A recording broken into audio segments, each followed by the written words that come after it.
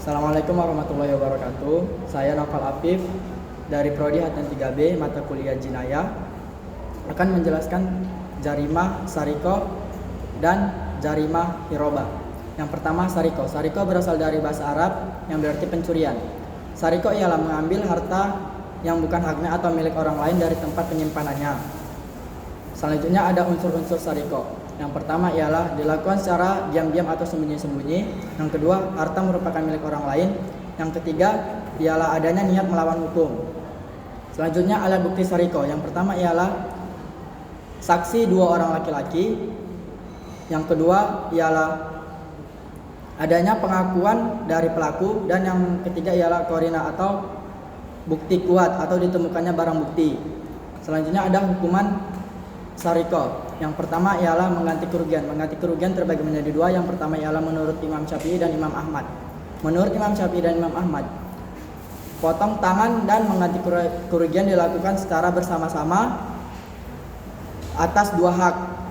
Potong tangan atas hak Allah dan mengganti kerugian atas hak manusia. Selanjutnya menurut Imam Abu Hanifah, jika sudah dikenakan hukuman potong tangan, maka tidak dikenakan hukuman mengganti kerugian. Selanjutnya ialah hukuman potong tangan berdasarkan Quran surah Al-Maidah ayat 38. A'udzubillahi minasyaitonirrajim. Bismillahirrahmanirrahim.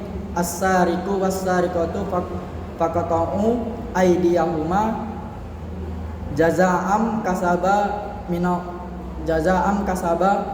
minallah wallahu azizun hakim.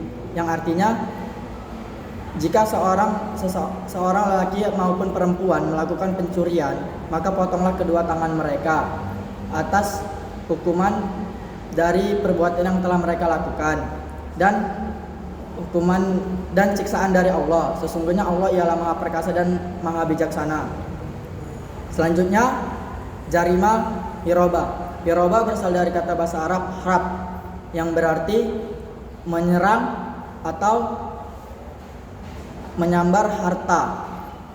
Hiroba ialah keluar dengan maksud mengambil harta milik orang lain dengan paksaan atau dengan kekuatan ataupun dengan kekerasan. Selanjutnya unsur-unsur hiroba. Yang pertama ialah dilakukan secara paksa dengan kekuatan ataupun kekerasan. Yang kedua, harta merupakan milik orang lain. Yang ketiga ialah adanya niat melawan hukum. Selanjutnya ada alat bukti hiroba. Yang pertama ialah saksi dua orang laki-laki. Saksi tersebut bisa diambil dari kejadian tindak pidana ataupun korban. Alat bukti selanjutnya ialah pengakuan dari seorang pelaku. Selanjutnya ada hukuman hiroba. Yang pertama ialah jika ia hanya mengambil harta tetapi tidak membunuhnya, sanksinya ialah dipotong tangan dan kakinya secara menyilang. Selanjutnya, jika ia hanya menakut-nakuti saja, sanksinya ialah diasingkan dari tempat kediamannya atau zaman sekarang disebut dengan penjara. Yang ketiga, jika ia hanya membunuh tetapi tidak mengambil hartanya, maka sanksinya ialah dihukum mati.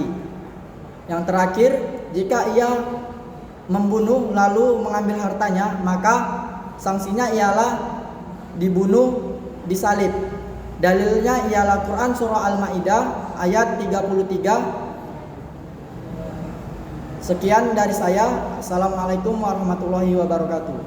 Terima kasih.